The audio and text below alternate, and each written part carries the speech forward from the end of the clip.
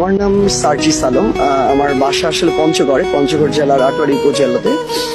আমি সেখান থেকে বড় হয়েছি। আমার স্কুল অ্যাকচুয়ালি পঞ্চগড় জেলার আটোয়ারি উপজেলার আমার যে ইউনিয়ন আলোয়াখা ইউনিয়নে, এবং আমার স্কুলও সেখানেই ছিল। আমি আমার আলোয়াখা তফসিলি স্কুল অ্যান্ড কলেজ থেকে আমার এসএসসি দিয়েছি।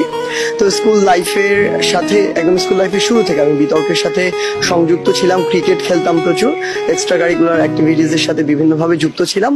স্কুল লাইফের আমার একটি স্মরণীয় ঘটনা হচ্ছে, আমাদের পঞ্চগড় জেলায় 2014 সালে একটি বিতর্ক প্রতিযোগিতা হয়েছিল পঞ্চগড় এবং ঠাকুরগাঁও জেলার 32টি স্কুল নিয়ে।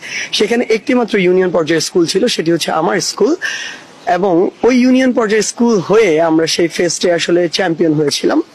তো সেটি আমার স্কুল জীবনের অন্যতম গুরুত্বপূর্ণ একটি স্মৃতি। এরপর আমি ঢাকায় চলে আসি। আমার কলেজ ছিল বিএফ শাহীন কলেজ ঢাকা। সেখান থেকে আমি আমার কলেজ শেষ করি। এরপরে আমি ঢাকা বিশ্ববিদ্যালয়ে আসি। 17 সালে আমার প্রথম বর্ষ শুরু করি এবং জুওলজি ডিপার্টমেন্ট থেকে আমার অনার্স এবং মাস্টার্স শেষ করি। ঢাকা বিশ্ববিদ্যালয় আসলে একটা বৈচিত্র্যময় জায়গা। সেই জায়গা থেকে এই আমার যে ঢাকা বিশ্ববিদ্যালয়ের পথে চলা, এটাও ছিল বৈচিত্র্যময় আসলে। আমি আমার শুরু থেকে ডিবেটিং ক্লাবের সাথে যুক্ত ছিলাম।